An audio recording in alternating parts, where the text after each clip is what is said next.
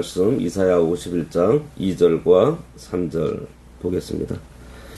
너희의 조상 아브라함과 너희를 낳은 사라를 생각하여 보라. 아브라함이 혼자 있을 때에 내가 그를 부르고 그에게 복을 주어 창성하게 하였느니라. 나 여호와가 시온의 모든 황폐한 곳들을 위로하여 그 사막을 에덴 같게 그 광야를 여호와의 동산 같게 하였나니 그 가운데에 기뻐함과 즐거워함과 감사함과 창화하는 소리가 있으리라. 예, 오늘 말씀의 제목은 사막과 광야를 에덴 같게입니다. 2절 너희의 조상 아브라함과 너희를 낳은 사라를 생각하여 보라. 아브라함이 혼자 있을 때에 내가 그를 부르고 그에게 복을 주어 창성하게 하였느니라. 여기 너희의 조상 아브라함과 너희를 낳은 사라를 생각해 보라 그랬습니다. 그런데 앞에 1절에서는 아브라함을 떠낸 반석이라 그랬고, 그리고 사라를 파낸 우묵한 구덩이라고 이렇게 비유하면서 얘기했는데, 지금 여기서는 이제 직접적으로 아브라함과 사라를 언급하고 있습니다. 아브라함이 혼자 있을 때에 내가 그를 부르고 그에게 복을 주어 창성하게 하셨다 그랬어요. 아주 작은 무리인 이스라엘의 남은 자들을 위로하시기 위해서 단 한 사람, 아브라함으로 시작되어서 발전한 이스라엘에 대해서 지금 말씀하고 있는 것입니다. 하나님께서는 바닷가에 있는 모래알 중에 하나인 것 같은 지극히 미미한 그 아브라함, 이 한 사람을 열국의 아버지로 택하시고 이스라엘 민족을 이루게 하셨던 사실을 지금 말씀하고 있는 거예요. 아브라함이 하나님께 부름을 받고서 이제 벌써 그의 나이가 75세나 되었는데도 아들도 없고 딸도 없었으니 인간적으로 볼 때 자기들의 힘으로는 도저히 아브라함이나 사라 둘 중에 어느 누구도 자식을 생산할 수 있는 가망? 생각조차 못했을 것입니다.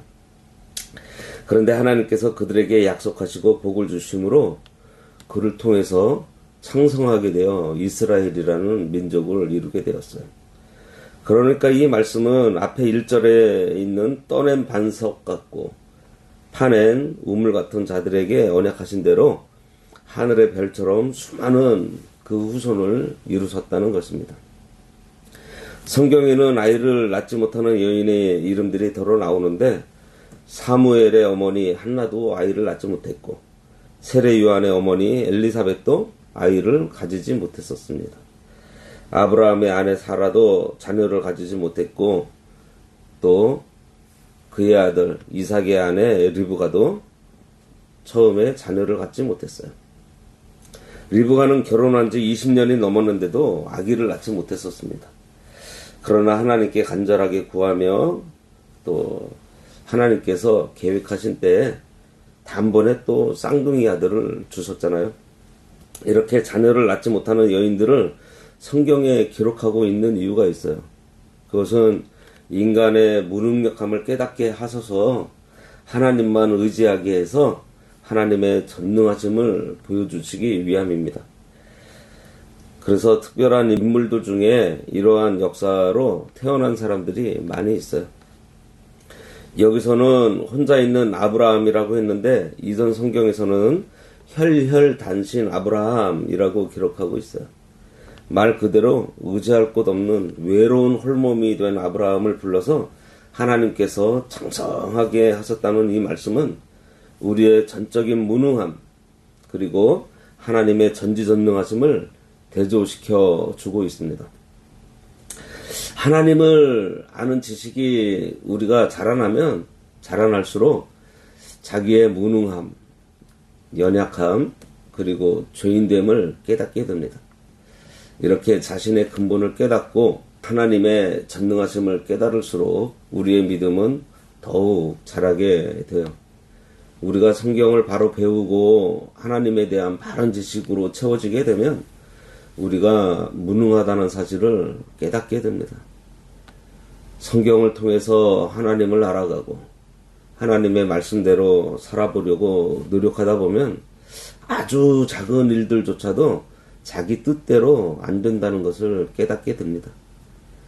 또 한편으로는 무능한 자신을 발견하게 되고, 그래서 하나님께 의지하고 하나님의 뜻대로 살아가니 이렇게 무능한 나 같은 것을 통해서도 큰 일을 하시는 하나님을 발견하게 되면서 하나님의 능력과 지혜를 깨닫게 되고 더욱더 하나님을 의지하게 되는 거예요. 내게 능력 주시는 자 안에서 내가 모든 것을 할 수 있다고 고백한 바울처럼 자기 힘으로는 아무것도 할 수 없지만 하나님께서 능력 주시면 모든 것을 할 수 있다는 신앙의 사람으로 우리들이 자라나야 하겠습니다. 믿음이 성장하려면 참으로 먼저 자신의 근본을 알아야 합니다. 자신의 무능함, 떠낸 반석 같은 존재, 파낸 우물 같은 존재, 혈혈 단신이었던 상태, 탯줄도 자르지 못하고 핏덩이로 들에 버려진 상태로 아무것도 아닌 존재였다는 것을 우리가 알아야 합니다. 하지만 그러한 우리를 하나님께서 건져주시고 하나님의 그 만능으로 장성하게 하신다는 이 약속의 말씀, 이거를 우리가 굳게 붙들어야 하겠습니다. 그리고 이 말씀에는 하나님께서 혈혈 단신이었던 아브라함 단 한 명으로 이제껏 이스라엘을 부흥시켜 주신 그 얘기를 하면서 한 명보다도 지금 훨씬 많이 남아있는 그 남은 자, 비록 소수지만 그들을 통해서도 더 큰 민족을 이루실 것이니 너희들 낙심하지 말라 하는 이러한 위로의 말씀을 지금 하고 있는 거예요. 3절, 나 여호와가 시온의 모든 황폐한 곳들을 위로하여 그 사막을 에덴 같게 그 광야를 여호와의 동산 같게 하였나니 그 가운데에 기뻐함과 즐거움과 감사함과 창화하는 소리가 있으리라. 나 여호와가 시온의 모든 황폐한 곳들을 위로했다 그랬습니다. 여기서 위로하여를 원문 그대로 해석을 하면요, 위로했고예요. 과거형입니다. 이사야가 아직 일어나지 않은 미래의 일을 과거 완료형인 시제를 사용해서 예언하고 있는 것은요, 이 예언이 확실하게 이루어질 것이기 때문입니다. 그리고 이 예언을 성취하시는 하나님의 확고한 의지를 표현하고 있는 거예요. 여기에 보면 시온의 모든 황폐한 곳은 바벨론의 침략으로 인해서 폐허가 된 이스라엘의 전 국토를 얘기하고 있는데, 생각해보면 아직 바벨론에 침략당하기도 전인데 침략당해서 황폐한 곳들을 위로했다고 하시면서 이미 확정된 사실처럼 예언하고 있다는 것을 알 수가 있습니다. 바벨론 왕 느부갓네살은 참으로 남유다를 정복한 다음에 포로로 잡아갈 때에 유능하고 좀 쓸만한 사람들은 잡아갔지만 그렇지 않고 비천한 사람들은 그 땅에 남겨두고 경작을 하게 했습니다. 그러나 그 수가 너무 적기 때문에 경작지는 일부였을 것이고요, 국토의 대부분은 그대로 방치가 돼서 황폐한 땅이 되었던 거예요. 그 사막을 에덴 같게 그랬습니다. 회복된 이스라엘의 아름다운 모습을 지금 에덴에 비유하고 있습니다. 유엘 선지자는 남유다가 대접 바벨론에게 멸망하기 전의 모습을 에덴 동산에 비유했었고요. 예스겔 선지자도 이사야와 마찬가지로 남유다가 회복된 상태를 에덴 동산에 비유했습니다. 이스라엘의 에덴 동산과 같은 이러한 회복은 장차 임하게 될 새 하늘과 새 땅의 모형이기도 해요. 에덴과 여호와의 동산은 같은 말로써 순종을 통해서 만족을 누리는 것을 말합니다. 아담이 하나님의 말씀에 순종했을 때에는 더 없이 아름다운 동산이 에덴 동산이었어요. 그런데 불순종함으로 거기에 가시가 나고 엉겅퀴가 나게 된 것을 우리가 창세기에서 봤습니다. 그래서 아담이 범죄하고 나서 어떻게 해요? 수치스러워했고 부끄러워서 동산의 나무 가운데 숨기도 하지 않았어요? 그 가운데 기뻐함과 즐거워함과 감사함과 창화하는 소리가 있을 것이다 그랬습니다. 기뻐함과 즐거워함이라고 하신 것은 하나님의 은혜로 기뻐하고 즐거워하게 된 것을 말하고 있고요. 감사한 것은 그 은혜를 누림으로 해서 하나님께 영광을 돌린다는 것입니다. 이런 놀라운 은혜를 하나님께 받았으면 혼자만 누리는 것이 아니라 함께 누려야 하는 거예요. 그래서 여기 창화하는 소리가 있어 이 얘기를 하고 있는 것입니다. 창화는 혼자서 부르는 것이 아니라 합창을 얘기해요. 서로 다 같이 하나님의 은혜에 화답하는 것을 말하고 있습니다. 하나님께서 하나님의 은혜로 기뻐하고 즐거워하는 자에게 순종함으로 승리하는 기쁨을 누리게 하시고요.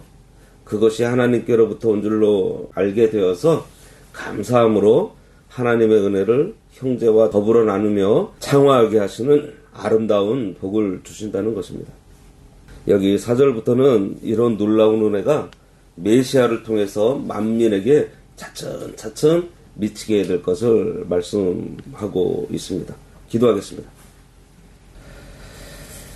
보잘것없는 근본을 가진 우리를 사랑해 주셔서 장성하게 하여 주신 하나님 아버지 은혜를 감사합니다.